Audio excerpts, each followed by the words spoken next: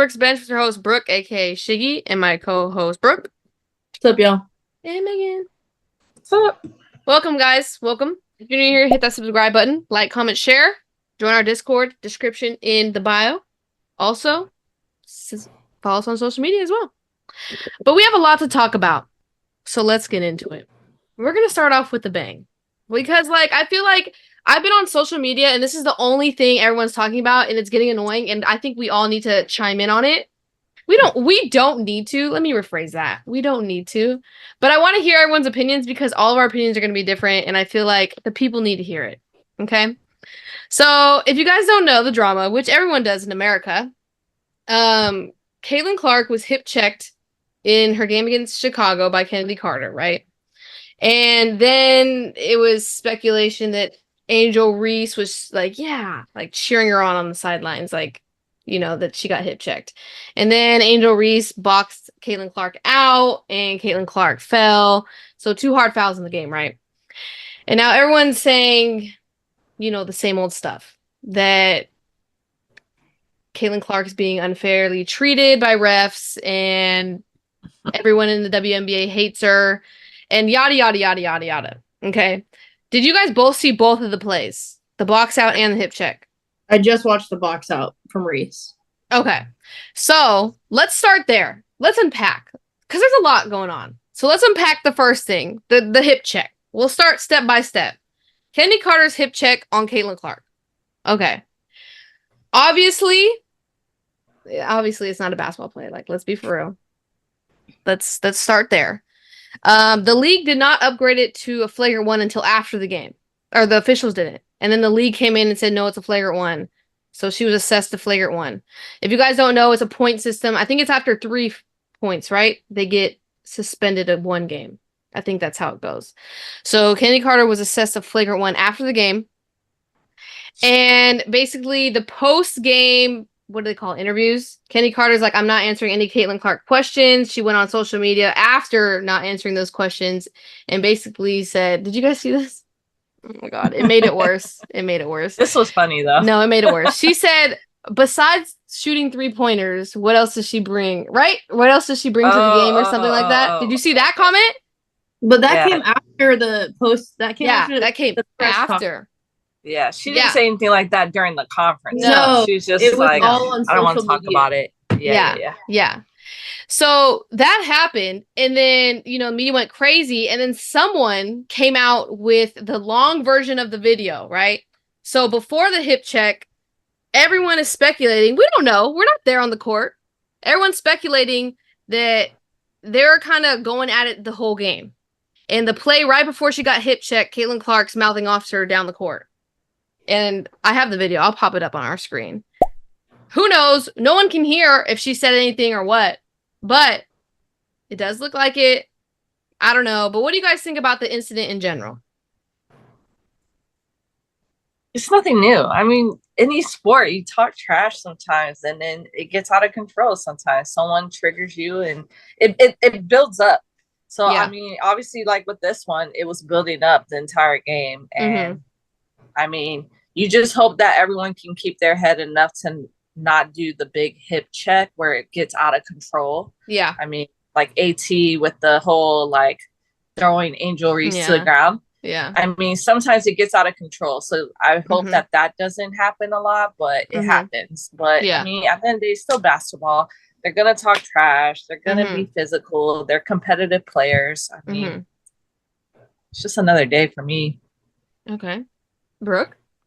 I don't know, because like you said, we don't know what was being said, and if they did get chippy, great. My thing with it is I do think that hip check was excessive. There was no play going on. She Aaliyah Boston saw her coming in and didn't pass her because she thought she was gonna run away, and then out of nowhere comes in and drops her shoulder and pushes her hip. I think that's excessive. Yeah. There was no play. If there was a play, totally case made of getting chippy. Yeah. But also Caitlin Clark does have kind of an attitude going on, and I've been saying that for a year. And listen, I love her too, but it's let her do that herself. You don't need help. let her make herself that person. Like, we don't need to be doing this. I don't know. And I just feel like there's been so many incidents towards her, and I get that like ESPN and everybody is like really focusing in on her, like rightfully so, right? Like her name and image and likeness right now is like huge, and it's helping. Yeah. And but it does suck because it's like, I don't know. I do feel like her and even Angel Reese, like they're like, again, people are being tough on them, a lot tougher than other rookie classes, in my opinion. Now that we've watched it for a couple years. Yeah.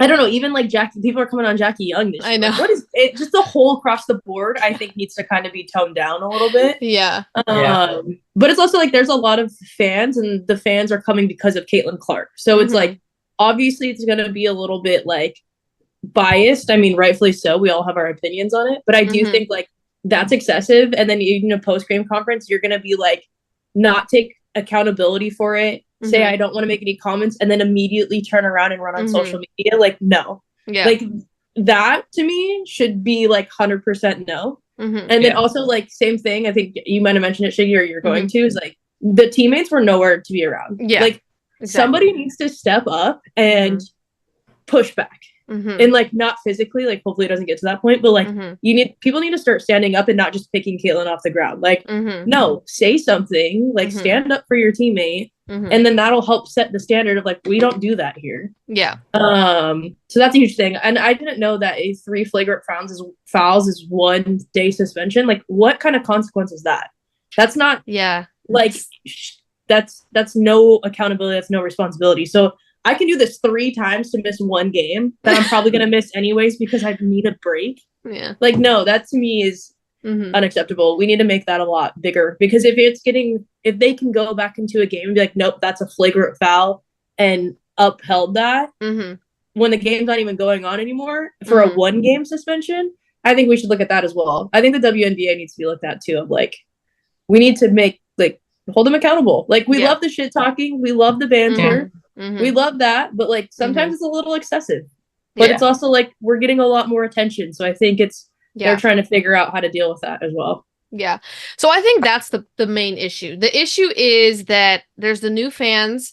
Media is just all up on Caitlin Clark. Every headline has just Caitlin Clark's name in it. You know what I'm saying? But it's like the microscope is so much on her that all these fans are only seeing Caitlin Clark. They're not going out of their way to watch other people play. Let's be for real. They're not watching. Okay. Oh yeah. Let's be for real. In the last week, there was couple weeks, 3 weeks, confrontation between Jonquel, Aaliyah Boston, confrontation between Alyssa Thomas, Aaliyah Boston, confrontation between Alyssa Thomas, Angel Reese. Jackie's been in 2 already. No one's talking about those. It's like, you know what? You know how it's talked about when it's them? Oh, this is basketball. This is competitive. This is what we like to see. As soon as it happens to Caitlin Clark, everyone's like, WNBA players hate her. You guys should be like kissing her feet, yada, yada, yada. Like, yeah, there's a line. There's 2 different perspectives of it, right? And that's where I think the issue is coming from. And let's be for real. If you guys are new WNBA fans, WNBA officiating sucks. We're not going to get fined, so we can say it. I hope we don't get fined. I don't think they could do that. But it sucks. It sucks across the board. Everyone is officiated horribly in the WNBA. It's just horrible. So the fact that they didn't call it a flagrant one, I'm not surprised, because refs suck. Okay? So I just think that because that microscope is on Caitlin Clark so much, that any little thing that happens to her, everyone is just coming at everyone's sideways, and it's like exhausting. You know what I don't like exhausting, though? Huh? I don't like to me, Angel Reese has handled things so much better than Clark. Yeah. Like, if you're gonna come in the league and you're gonna be very vocal and be all in someone's face talking to them down the court after you hit a 3 on them or you score a bucket and you're gonna be yipping, then you gotta be able to take it too. Like the excessive, hip checks and like AT slamming Angel Reese. Okay. Yeah.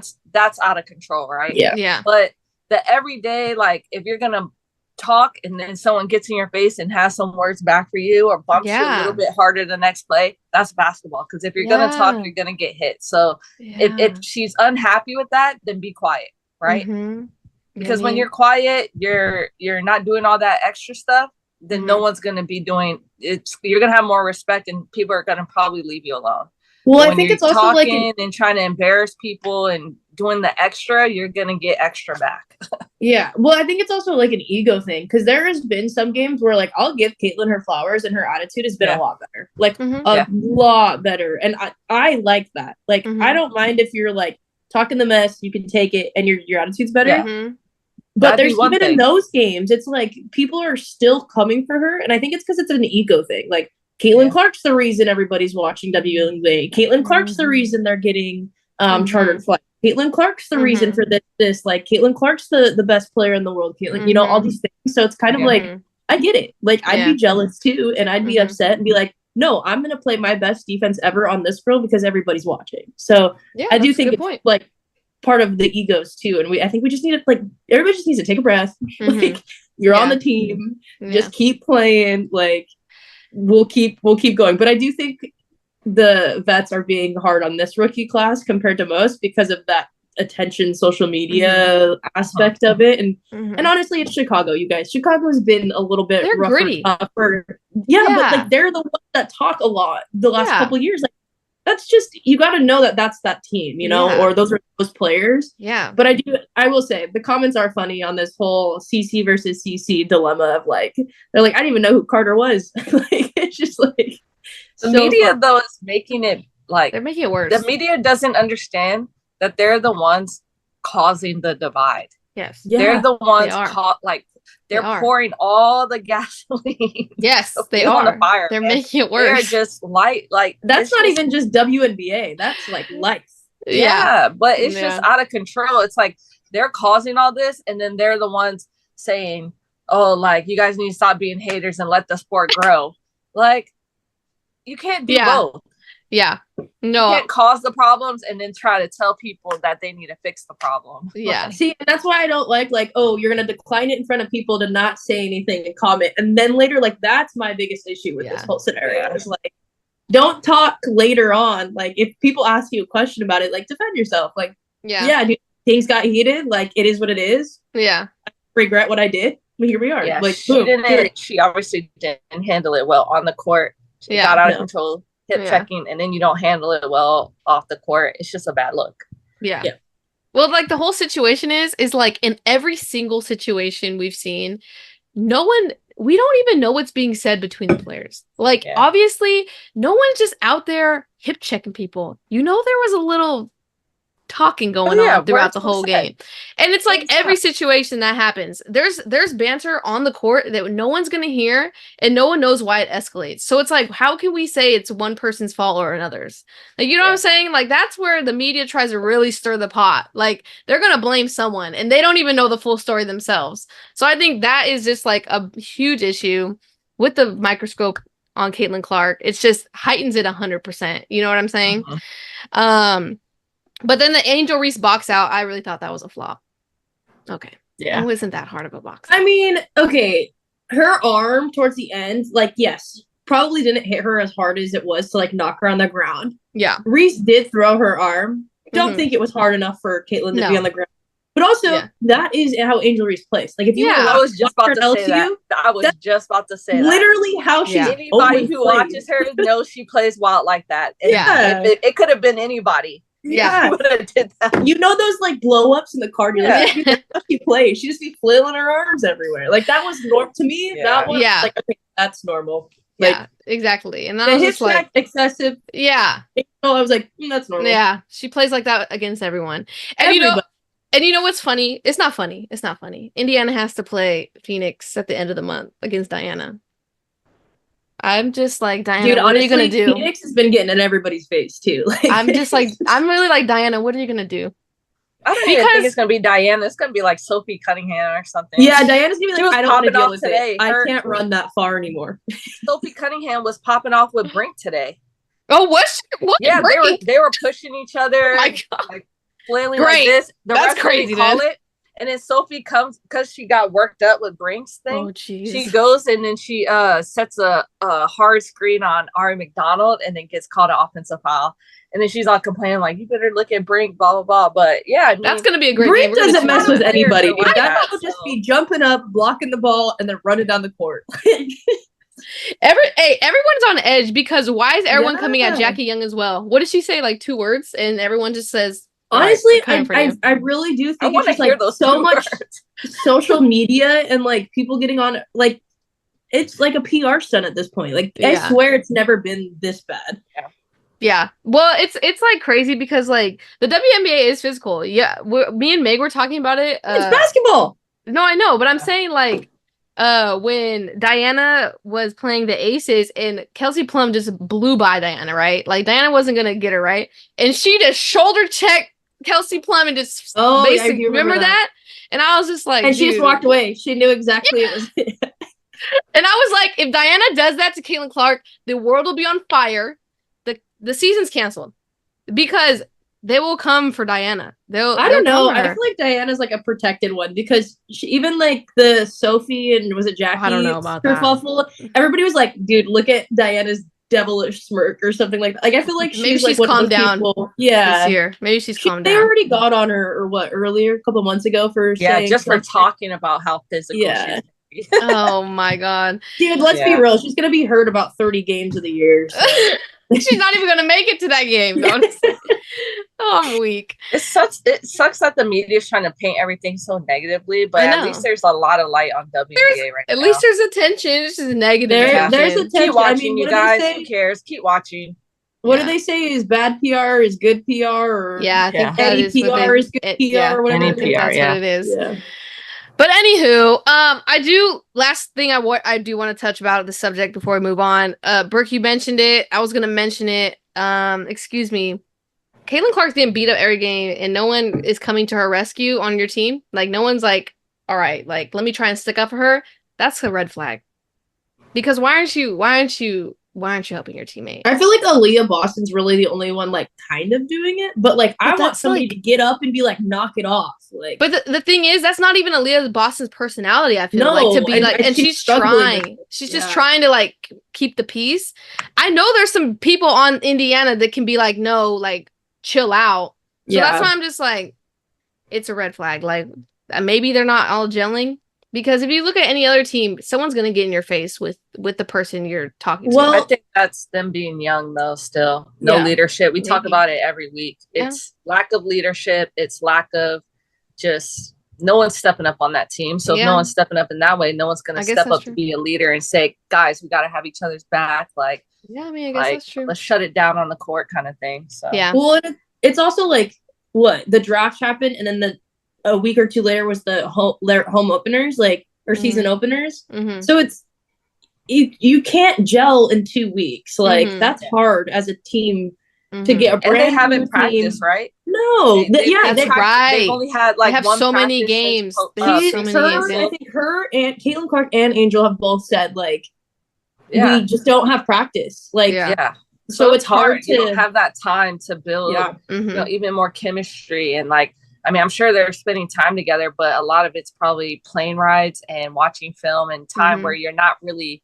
truly bonding with your team. So yeah, which is amazing because they know all these plays like in a 2-week turnaround. Like, I think that's also something that I want. Like, I like the time frame of the WNBA season, but I think it needs to be pushed a little bit for these reasons. Just to let them gel a little bit more because I don't know, it's tough. It's hard.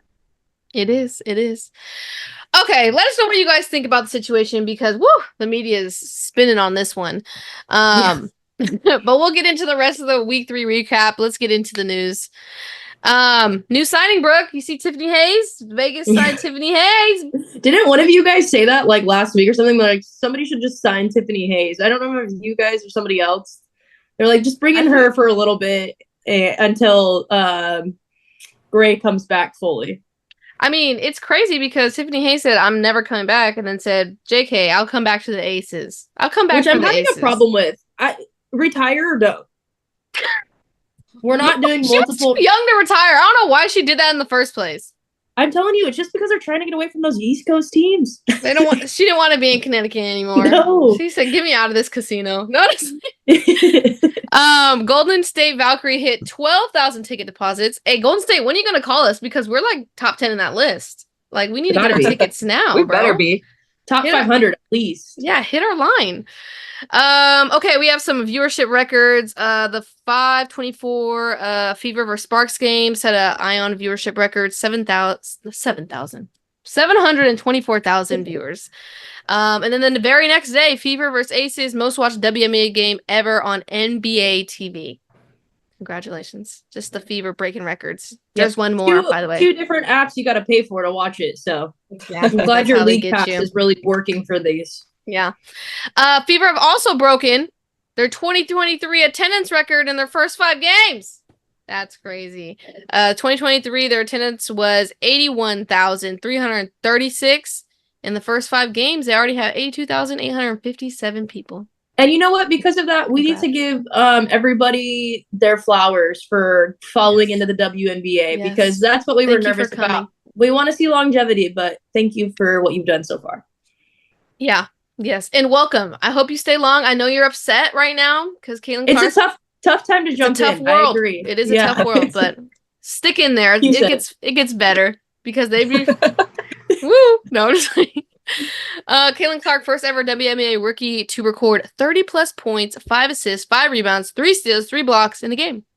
That was a really good game that she played. I was going to say, what a game. It was a really good game. Caitlin Clark also became the 3rd player in WNBA history to record 150 points, 50 rebounds, and 50 assists within her first 10 games of a season, joining Penny Taylor and Lindsay Whalen. Congrats. A'ja Wilson is the only WNBA player to achieve a 20-point, 10-rebound double-double in first 5 games of season. That's good job, A'ja. Good job. Cameron Brink has at least 1 block in her first 7 career WNBA games. The last player to do so was Breanna Stewart with 8 straight in 2016. I wonder if she got a block today. Does anyone know? Keep that streak going. Connecticut Sun's 7th team in WNBA history to start 8-0. Are we surprised? I'm shocked. I'm tired of Connecticut. We'll go into more of that later. Alyssa Thomas, 14th career game with 10 rebounds and 10 assists.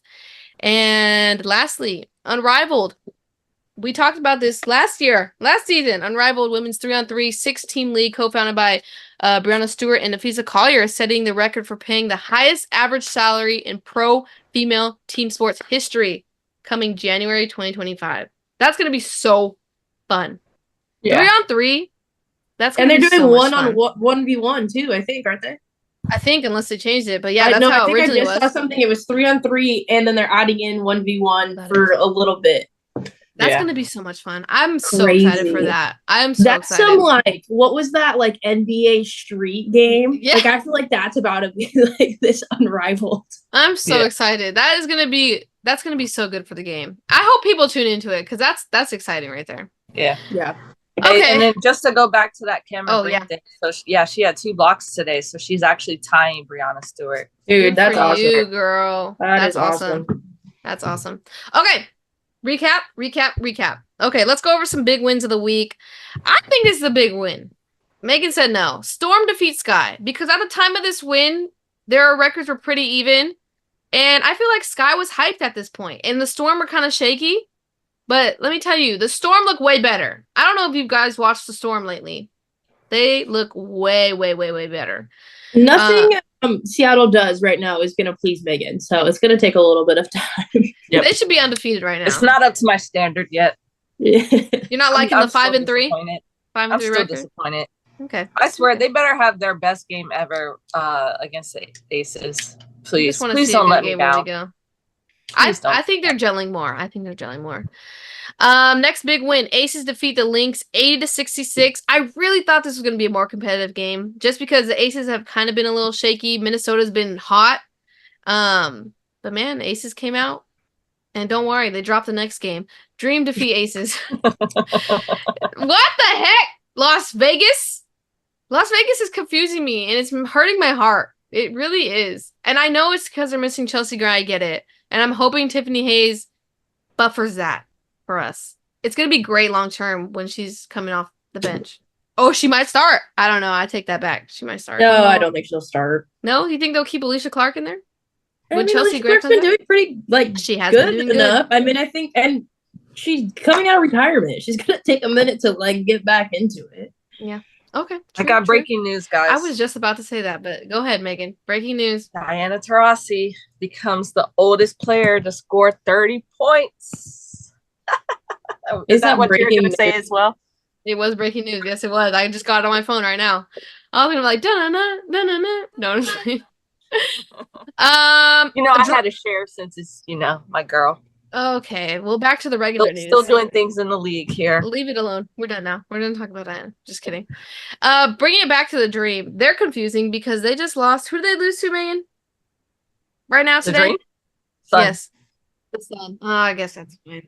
The Sun are on a roll. Yeah. And last big win of the week, Fever defeats Sky 71-70. That was a crazy game. Brooke, did you end up watching that game?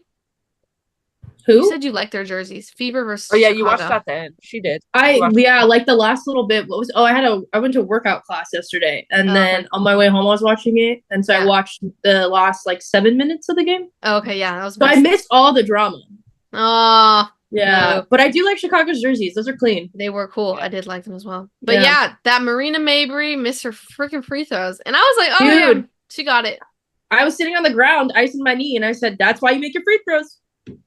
Free throws are so important. I hated free throws when I played basketball. And then she was getting. I don't know if it was she was getting chewed out because of it, but when they called the timeout, the coach was in her face. I love Chicago's coach, bro. Teaspoon's crazy. I'm telling you guys. I think if she comes up with a winning record, she's going to be in the Coach of the Year combo. I guess we'll see. I'm telling you. We are recording in between the last game, so Indiana and New York are still playing. Do you have a score update, Megan? Mercury beat LA 87-68. Woo! Oh my god. And then Liberty is up 74-47 against the Fever. Oh my god. So that one's pretty much right. That's over. They're in the third quarter. And then third quarter, Link is beating the Wings 51-48. That one's pretty close. It's been going back and forth. So you know what I quickly want to touch on? The Dallas Wings, because I know they're missing key pieces, and they're in these games till the end. And it's gonna be so exciting when they're all healthy. Because I feel like we had such high expectations for them. And it's just I know they can be good. They're just barely losing these games, people. They're in these to the end. Just imagine full strength. But how are you guys feeling about Connecticut? Are we thinking their 8-0 is a lucky run, or we're oh wow, Connecticut looks good? I think Connecticut looks good, but it's also what other team is fully healthy? You're right. New York. Okay, well, they're also second. So. Yeah. Minnesota's fully healthy. Seattle. Yeah, I mean, other than Diamond Miller, but Diamond wasn't really contributing. I know, but Minnesota's not there yet. Minnesota's gonna do good this year, but they're not, top of the league yet. Mm-hmm. Mm-hmm. Vegas not healthy. I mean, Seattle, I think, needs to get it together, gel a bit more, and they're gonna be good. Dallas as well. Dream's not healthy yet. They're still missing Jordan Canada. And it's so funny. I see and hear nothing about the Dream ever. They're just on the radar, except when they beat the Las Vegas Aces. Did you see how chippy that game was too? Freaking Aerial Powers. Megan's girl Aerial Powers thinks that she's this baddest female hooper ever. Who comes out Jackie Young like that? She's always chill out. Mindset, though. I know she is. She's always had that type of attitude, though. Oh, okay. So Connecticut, we're Connecticut looks good. And we were saying that last year before Brianna Jones got hurt. We're ooh, Connecticut's going to give New York a run for their money. But then Brianna Jones got hurt, and it was kind of because that's when everybody was New York's the super team. They're going to win everything. Hey, do you see how that narrative switched? They're oh, yeah, they're not a super team anymore. Okay. Come on. I mean, because Seattle bought everybody. So it's kind of hey, these super teams, they need a year to grow. You can't, you got to let them gel for a second. Dang. They're all still playing with each other for what? They only played 8 games, Seattle. I'm liking Seattle's coming together though, guys. I think by the end of the season, they're going to be pretty dangerous. I'm still liking Minnesota. I know they lost to the Aces, but it's okay. The Aces. But let's talk about these bottom half teams. Phoenix, LA, Indiana, Washington. Are we it's a wrap, Washington, or we think Washington could come back when Brittany Sykes comes back? No, it's a wrap. They're going to be in the bottom half all year. No comeback. Okay. What about maybe not last, but they got a lot of work to do. I know. What about LA? I want to talk about LA because LA, I just think like I said last pod, they're the best, worst team in the league. I'm telling you. Like, they're right there, except for this last game. You just said they got blown out, right? I just feel like they're right there. Like, they're just, their rotation is not it. Like, they need to figure it out. They need to figure it out. But LA, longevity-wise, they're looking good. They're looking good. Young. Mm-hmm. And then Phoenix. How do you guys feel about Phoenix? I think we know how I feel about Phoenix. Okay, Megan, how do we feel about Phoenix? I think they're actually gonna fight to make it in playoffs. I think when Brittany Griner comes back, they're gonna be even better. They've been looking pretty good to me. It's Okay. just healthiness. Since now you're talking about playoffs. Last question. Who in the top 8 falls out of playoffs and who in the bottom 4 squeezes in? Early predictions. Phoenix squeezes in, Chicago falls off. Really, Chicago?